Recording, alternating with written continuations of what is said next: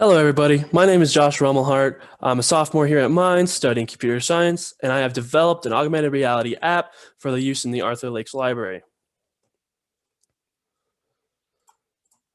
So, the basics of this app, it's going to be a standalone augmented reality app, mostly for Android devices. We have iOS files, but unfortunately haven't been able to test them. So, I would recommend that if you have an iOS, you might be able to try it. But if you have an Android, we guarantee that it'll work. Furthermore, basically the idea behind what this app is trying to accomplish is we want the Arthur Lakes Library to have the ability to display kind of information in an augmented reality format, which is just a visually auditory appealing kind of format. This version they wanted, first and foremost, they have a PDF called Century of Women at Mines. You can go look at it. It's on their website. And our job was to take it and display it in a visually appealing way. So the basics behind kind of how this augmented reality app will work, it's going to be run in the Unity 3D engine with an OpenCV plugin. It's just easier this way. You can obviously use OpenCV by itself or Unity by itself, but using them kind of together, this was kind of how the OpenCV plugin was supposed to be used. So it just really allows for a much better, much cleaner experience. So how the app really functions. The app will take a web camera and a texture object, which is something that's already built into Unity. It takes the camera and it will display what the camera sees pretty much identically. It'll take it, it'll do it with pretty much any camera. So in this case, we have to force it to the back facing camera because otherwise, it's not going to work for phones.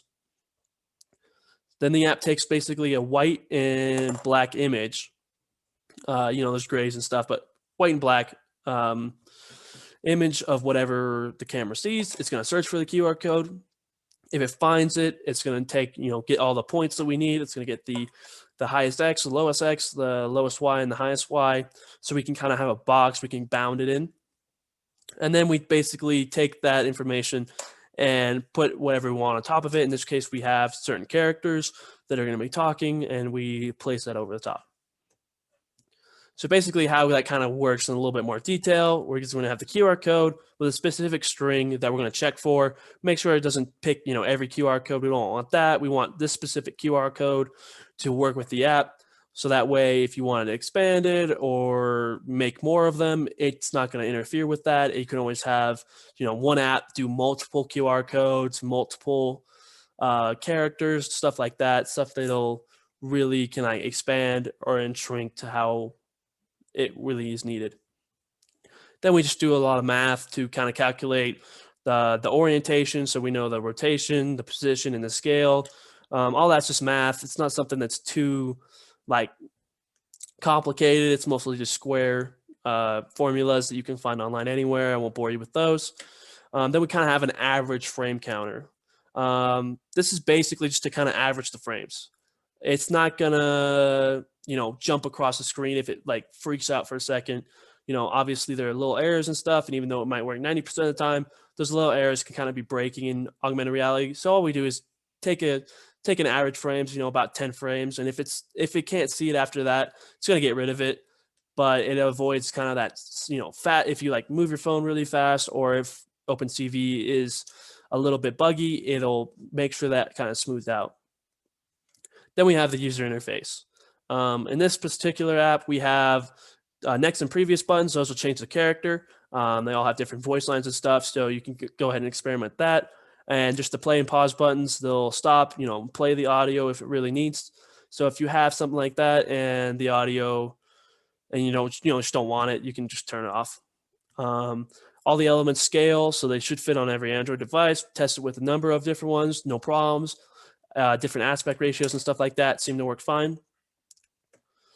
So then again, like I said, the audio is, we have 3 characters and they each have 3 voice lines, and they'll cycle through it in an order that really makes sense for the user's experience.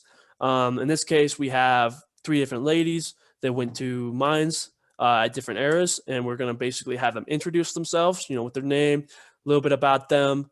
Then we're going to go into kind of their interest about mines, maybe some things that they did at mines, some things that they took from mines, stuff like that. And then we're going to finish off with kind of what they did after mines, kind of how that impacted the rest of their life. They're all just made with just an MP3 file that's made from a text-to-speech program. I mean, it's nothing huge, nothing crazy. Obviously, this could be changed to any audio file. So if we had voice actors or something like that, it could also be changed to those.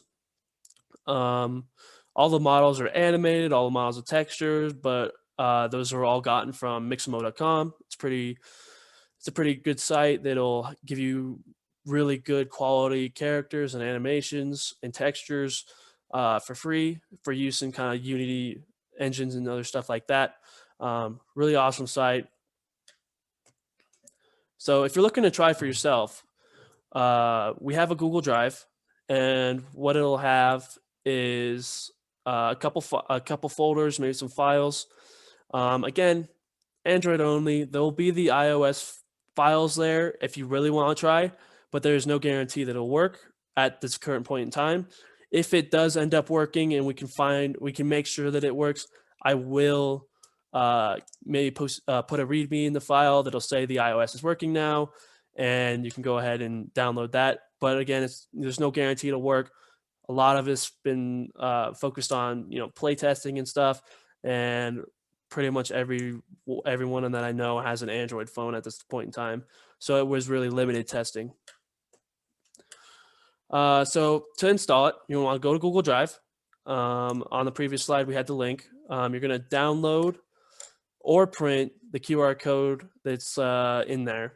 I recommend printing it. It allows a little more flexibility, but obviously not everyone has that opportunity. Maybe they don't have a printer or they don't have it with them. You can go ahead and open the PNG on pretty much anything else, and then point your phone at that. Should work fine. Then you're going to go into the Android folder. You're going to download the APK. At this point in time, version 1's in there. If there's new versions between here and the symposium, I definitely will put up new versions. You can always try the new versions, but this version 1 is guaranteed to work with almost every Android phone. This one will be tested for several days. It's been thoroughly tested. A little bugs, but obviously we can't test all of them out. But this will be your best shot. They're gonna have to allow a bunch of stuff, allow the storage, allow the download, allow the camera. But once you're done with that, you can go ahead and enjoy it. Check it out, maybe mess around with it, check out the audio, check out all the buttons. Really just kind of have fun with it. As I said, I'm Josh Rummelhart. You can see all my supervisors' names. Again, all the models and animations are from Mixamo. I take no credit for those. If you have any issues or questions from the symposium or after the symposium or before it that are really, kind of more directed towards the app, you can go ahead and email me and I will be glad to get back to you. That's pretty much it for me. So I hope you guys enjoyed this presentation, and I encourage you to check out the app.